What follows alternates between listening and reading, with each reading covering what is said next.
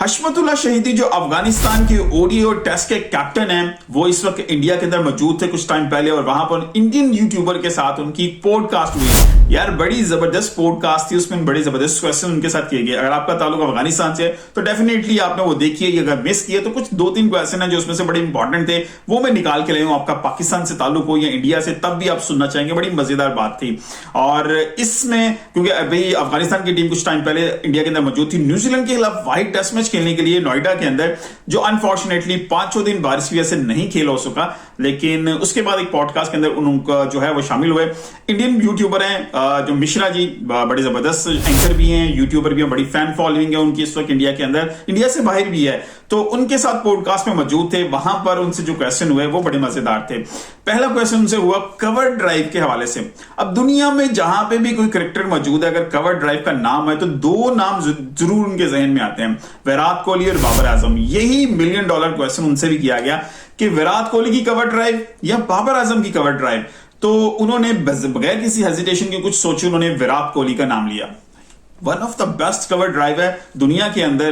विराट कोहली की cover drive से कोई ऐसा दो राय नहीं है कि कहा जाए कि वो खूबसूरत कवर ड्राइव नहीं है, अच्छी कवर ड्राइव नहीं है। दोनों का कंपैरिजन हर जगह पर जरूर आपको मिलेगा। जब भी कोई क्रिकेटर बैठा हो, कोई पॉडकास्ट हो, कहीं भी बैठा होगा, कवर ड्राइव का जिक्र होगा तो दोनों प्लेयर का नाम जरूर लिया जाएगा। लेकिन एक रिसर्च के मुताबिक विराट कोहली की कवर ड्राइव थोड़ी रिस्की है as compare to Babar Azam, और विराट कोहली अक्सर इसी कवर ड्राइव को मारते हुए कॉट बिहाइंड, स्लिप में आउट बहुत दफा हो चुकी हैं।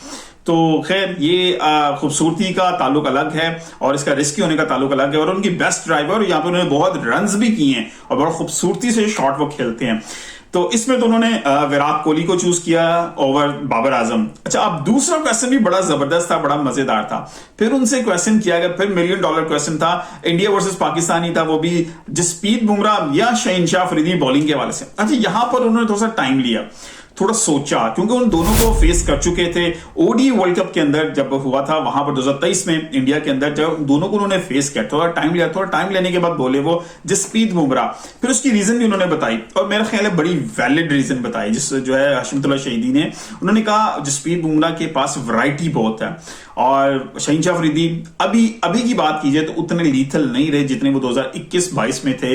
वो बहुत लीथल था, वो न्यू बॉल के साथ तो वो खा जाने वाला बॉलर था। तो as compare to that time अभी जो है उसकी लीथलनेस बहुत कम हो चुकी हुई है, स्पीड कम हो गई है, स्विंग कम हो गई है। तो जसप्रीत बुमराह का नो डाउट किसी भी फॉर्मेट में T20, ODI या टेस्ट अभी कोई कंपैरिजन दुनिया में भी नजर नहीं आ रहा। तो यहां पर भी बिल्कुल जबरदस्त उन्होंने जवाब दिया कि जसप्रीत बुमराह इस वक्त बेस्ट है ओवर शहनशाह अफरीदी। अच्छा चलिए, ये 2 तो क्वेश्चन हो गए। अब उसके बाद जो तीसरा क्वेश्चन था वो बड़ा जबरदस्त था। उनसे पूछा गया आपकी ऑल टाइम प्लेइंग 11 क्या है। यार ये बड़ी जबरदस्त थी, मैं हैरान भी रहा कि कुछ उन्होंने इस तरह के बीच में पिक एंड चूज किए कि मुझे लग नहीं रहा था यार ये इस तरह हो सकता है। खैर, प्लेइंग 11 के अंदर जो उन्होंने टॉप ऑर्डर में जो ओपनर चुना पहले, वो किसका नाम था?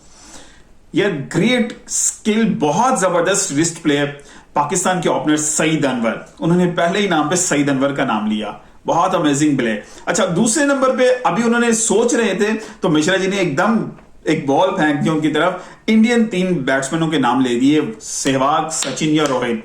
तो उन्होंने साथ ही रोहित का नाम ले लिया।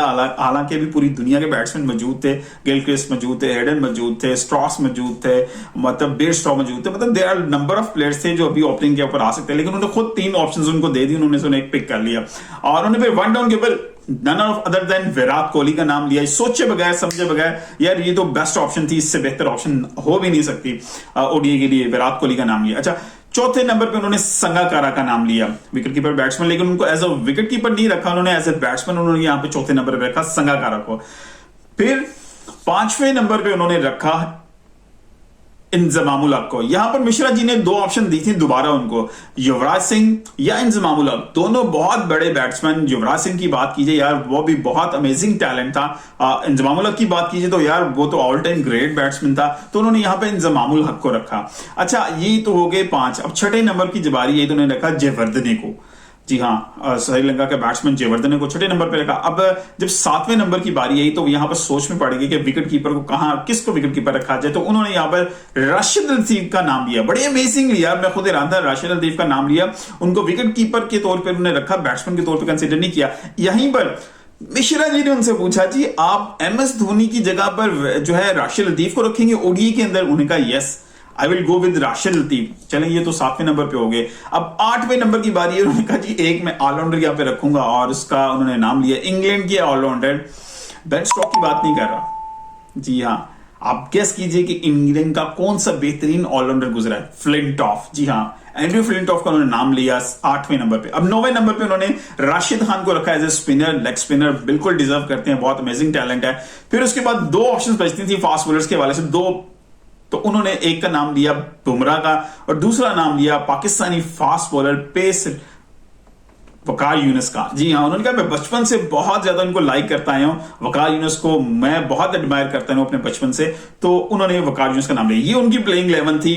तो अमेजिंगली पाकिस्तानी मौजूद थे, इंडियंस मौजूद थे, श्रीलंकन मौजूद थे, एक ब्रिटिश था, उसके अलावा कोई प्लेयर जो है बाकी सीना कंट्रीज में से नहीं आया। तो ये क्वेश्चन के मजेदार, लेकिन एक क्वेश्चन और उनका बड़ा जबरदस्त हुआ। उनसे पूछा गया कि आपकी उर्दू बहुत अच्छी है, यह कहां से सीखी है? उन्होंने कहा जी हमने बॉलीवुड फिल्में बहुत देखी हैं, इस वजह से सीखी है। लेकिन मेरा यहाँ पे उनसे थोड़ा सा गिला जरूर है, वो ये भी बता देते कि हमारा बहुत सा जिंदगी का अरसा जो है पाकिस्तान में भी गुजरा है, और हमने पाकिस्तान से भी बहुत सी चीज खरीदी सीखी। अरे आपको पॉडकास्ट देखी है या नहीं देखी, आपके लिए जो इंपॉर्टेंट बीच मुझे अच्छे क्वेश्चन लगे थे वो मैं आपके लिए लेके आया हूं। मिलते हैं कल किसी वीडियो के साथ, अपना ख्याल रखिएगा। अल्लाह।